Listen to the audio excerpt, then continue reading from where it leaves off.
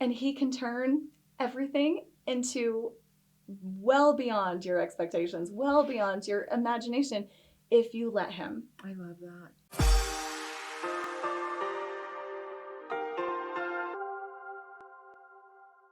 Hello and welcome to The Middle. We are so grateful that you have joined us. We are in for a treat. The conversation is gonna go from sweaters and scrunchies to addiction. Yes. There's the teaser. Was that good?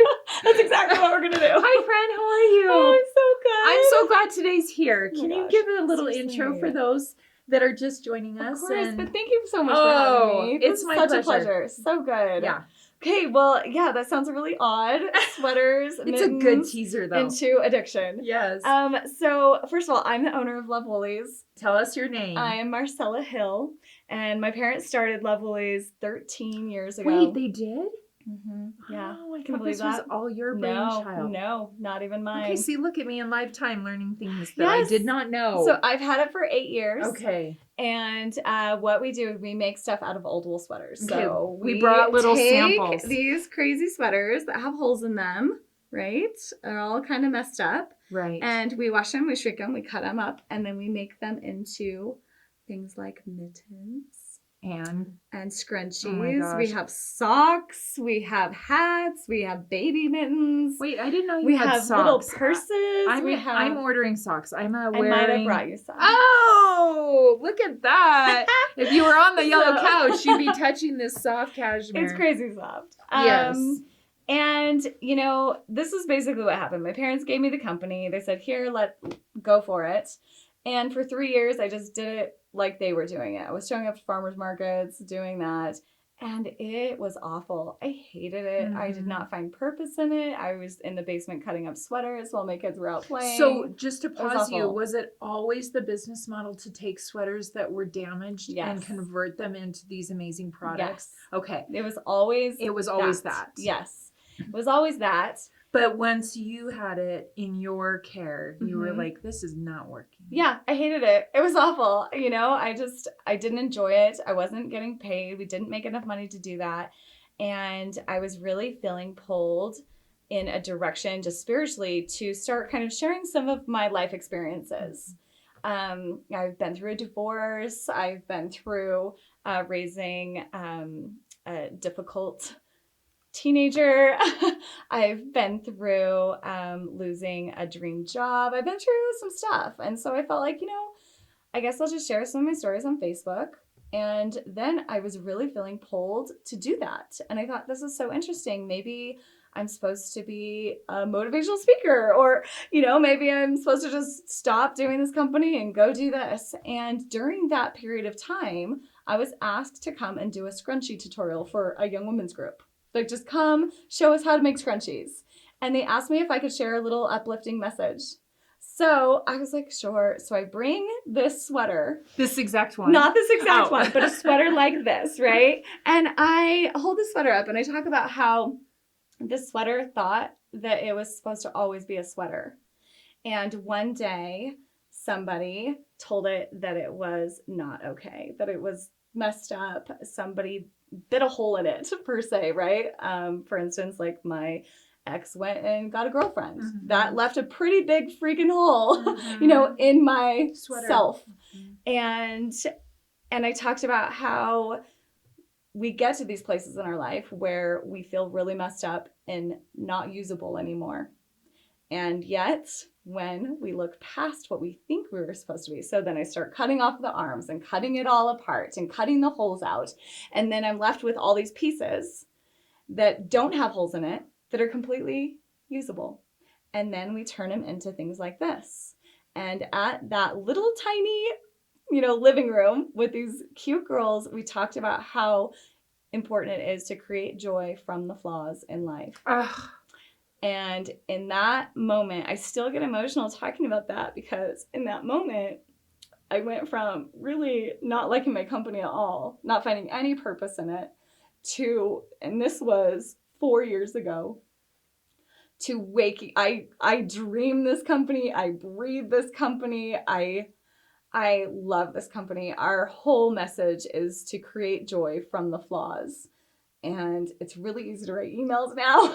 It's really easy to share Be that authentic, message. right? And we get to interview people like you. I You've been know. on our live. It's interview. so fun. Yeah. It's so fun. So we talk to women and people in general just about how they're finding joy in the middle of something that felt pretty messed up. We love talking about the middles of anything here on the That's middle. exactly what right? we do. And I love the concept, but I also think there's such an important message that sometimes we want to hide those flaws. We want to doctor them up. We want to put a Band-Aid over it.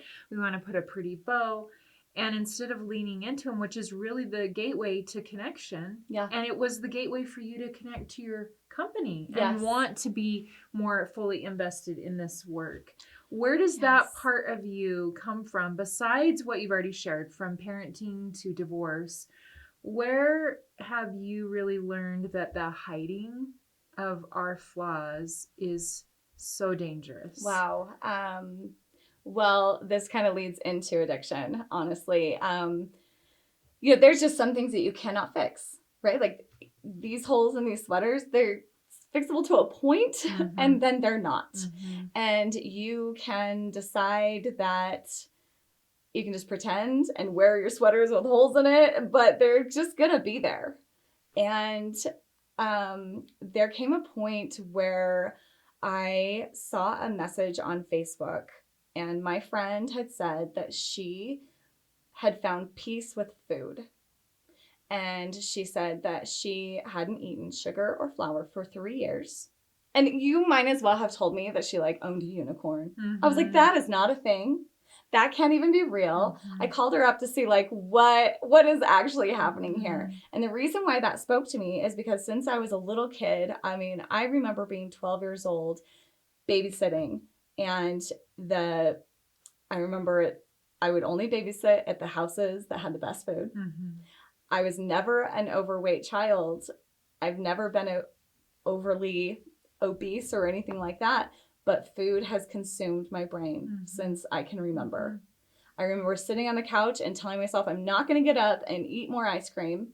That's not for me. I've had a bowl, and the next thing I know, I'd be on 3-4 bowls of ice cream trying to figure out how to tell the parents of the people I was babysitting why the ice cream was all gone. It just overwhelmed me. And when I read that, something spoke to me. There's not another way to explain it. It just was that piercing thing, this is for you. You need this. And I sat and cried. I didn't want to be a food addict. I didn't want to have an addiction. I didn't want to be an addict. The word addict meant drug addict to me. I've had a family member who's been on the streets because he was an addict and homeless, and all of the things, ruined relationships, stole from us. And that is what an addict meant to me. Well, this is resonating because I don't have a lot of privacy, and I've written about my own journey with an eating disorder and recovery, and my two, from the outside, everyone's like, wait, what? What is it about? And I remember having the same awareness that for me, food was the drug of choice, right? And I think Brene Brown says it perfectly. We're all addicted to numbing. We all have pain that we're running from.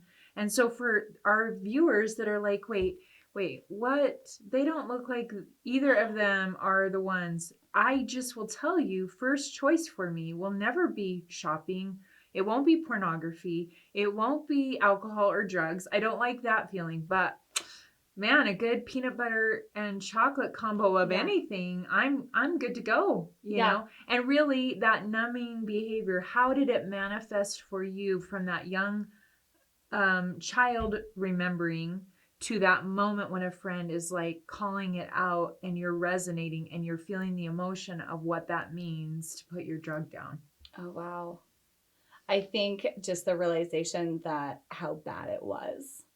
Realizing, the first thing that screamed to my brain was how would you ever live without your mom's oatmeal cookies? How would you ever not have the pizza? How would you ever, just realizing how all consuming this was in my brain. And yet, I had this company and this message that was really pulling me. And I think what was happening is God knew I needed the space. I needed the capacity. I needed more space in myself and in my brain to be able to create, to be able to hear, to be able to listen and move. And standing in the kitchen in the open pantry, just like randomly numbing out, trying to decide like, what else is there? Mhm. You know, I was never one to like go to 100 fast food restaurants and like pig out on a whole bunch of hamburgers, but I would stand in the kitchen all day long going from like a few scoops here, a few bites there, some more crackers The whole here. jar of peanut butter. Yeah, just constant. To keep that pain and that numbing feeling. And, you know, I'm not one that I thought that I held grudges. I'm not one that I thought that I had a lot to, that I was numbing out. But this is what happened. I couldn't deny that I needed to be involved in the program. Whether I was an actual addict or not, it ended up not mattering because I did get involved with an Overeaters Anonymous program. And I did go through 12 steps. I still practice 12 steps every single day. I highly recommend, Yes. whether it's the church's addiction recovery program, which is based on 12 step, or it's finding the big book, right? Yeah. I would highly recommend, if you want to come to know God, is practice the 12 steps in your life. Yeah. That is the interesting thing. You know, I have a sponsor that I talk to on a weekly basis. So are you still in program with a sponsor? Yep, I am still in program. I practice program. I sponsor people in program. And it has been crazy because, you know, I came to the addiction recovery program because of my food addiction. And now I don't even talk about food, not ever. When I'm talking to my sponsor, we're not talking about food. You're talking about We're talking about like my feelings and what's causing me frustration, what I'm trying to control, what I'm not letting go of, what I'm fearful of. Surrender. And that has insanely blessed my business by leaps and bounds and things that I could not even explain. Because you really do take those principles in how you run your business, right? Do you want to talk a little bit about how those that work with you and around you understand these 12-step principles and how it incorporates in your Well, message? if you came into our warehouse, yes, I have huge, what are they, like 42-inch, huge posters that are quotes from the big book. And there are things about, please remove all of my character flaws so that I can be useful. And that is literally what we're doing. So what's funny is I created this Joy from the Flaws workshop that I would travel the nation presenting. And I thought I hadn't recognized, so I was literally on a stage talking about, the third step, fourth step of this little Joy from the Flaws workshop. And I realized I am teaching the 12 steps, like removing the flaws, removing the things that are in your way so that you can be useful. Mm-hmm. And by the grace of God, I don't wake up thinking about food. Wow. I wake up thinking, how can I be useful today? I do not sit here thinking, what time is lunch? Yes. I don't sit here and think, you have a bag of chocolates right there. Yes. Normally, if somebody would have walked in, I would have been like, is she offering those to me? Can I have those? How many can I get away with having? I don't think about that. It's not in my brain. Like, it just doesn't exist. Because the space is there. It's just that has nothing to do with me. And for those that may be at the beginning of that process where they're just waiting because they saw a friend's post and their drug of choice may not be food, it may not be flour and sugar, right? What would you say to those that are feeling like, no, I've got this managed, to take that next first step? Well, I always think asking questions is the best thing you can do. Get curious. If you have a spending problem, did you know there's Debtors Anonymous? Just Google it. Google how to get help with my spending shopping addiction. Just if you start getting curious and you start asking questions, the world has a way of answering you. It's true. It will answer you. You will. If you just start asking the question, start asking God, start talking to people, Google it, like the whole world is available to you. It will show up. The answers are available. So what have you come to understand about God and addiction that, for me, it's the only way forward in anything, right? But for those within 12-step that don't believe in God, they have agnostic processes too, where there's a higher power, and that's kind of where that comes from. But on this show, we get to talk freely about God, and the gospel is Yes. so intertwined for me in every middle that we talk about here on the Yellow Couch. What have you come to know about God in the middle of addiction? I'm so glad that you asked that, because that has been one of the most surprising things for me. I was raised in the Church of Jesus Christ Latter-day Saints, and I thought I always had a really good relationship with God. I've always believed in God. I've always prayed to God. I've always felt like I had inspiration from God. But coming into the program, there is a part where you ask yourself, how do you hear God? And how does God talk to you? And who is God to you? Mm-hmm. I've just never asked myself those questions. Right. I just was always told, this is God. This is how he talks to you. This is the picture. This is how the you song talk we to him. sing. Yeah. This is what he looks like. I've never dared to ask, who is God for me? And it's a little scary to ask that. But the thing that I have found is that God exists. I love that. And he exists for everybody.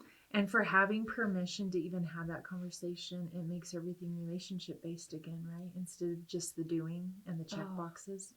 God he just is everywhere, and he's not on this checklist, and he doesn't really even care. He doesn't care about your checklist. And he doesn't care about the holes in our sweaters. He actually is excited that we would come and talk to him about that. And he can turn everything into well beyond your expectations, well beyond your imagination, if you let him. I love that. Thank you so much for being willing to share a part of your story. And we've done a quick version of a very complex process, but I love the permission to find a new relationship with God and actually use what we may be avoiding or our struggles as the gateway to that relationship, instead of jumping over it, thinking God's wanting us to present the prettiest picture ever. I love to ask my guests this question, and I feel like anyone that's in recovery has a really good answer, because recovery is an everyday process. Conversion is an everyday process. It's not a one and done or a destination on the map. What do you find is your best manna currently? Maybe it's changed over the years, but what do you do each day that helps you stay in that place of what middle you're currently living through? So every morning I have a practice. I get up before anybody else does in my household, and I go to my little corner of my basement and I read from the big book. I pray and listen. And that has changed everything for me. I used to pray all the time, but I never stopped to actually listen. So I spend some time in what people call meditation or whatever you want to call it. Quiet but I just time. sit and think nothing. And I've had to train myself to think nothing. It's very hard to do. And then throughout the day, I actually have alarms on my phone that continually ask me, how can you be useful? How can you show up here? And that's my thing. I keep asking myself, where can I be useful? Because there's a lot of times you show up to a party or a thing and you're asking yourself, like, why am I even here? This isn't even worth my time. But if you stop in the middle of your day, even at the grocery store, you're just like annoyed to be at the grocery store. If you just ask yourself, how can I be useful here? You will get answers. You'll show up. You'll smile at someone. You will be useful. Oh my gosh. Well, thank you for showing up and being useful today here. Oh my goodness. On the middle. I hope grateful. someone's able to go and find their thing. Well, I love the message. I love your business model. I love your honesty and your vulnerability. I love the hope that I can feel from our viewers that wherever they're at, there's an invitation to embrace the flaws, the perceived flaws, and not hide them and cover them up and repurpose them. Where can people find you and find these yummy mittens and scrunchies and socks and baby products? Well, you can find me and my stories on Instagram at being Marcella Hill. And you can find Love Woolies and all these beautiful things at lovewoolies.com.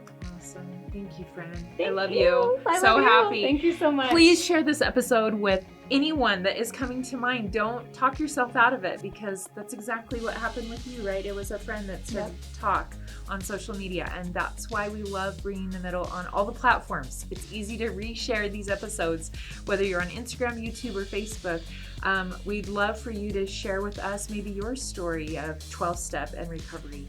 be a great week for us to interact and make sure we share this message of hope. And we'll see you again next week on The Middle.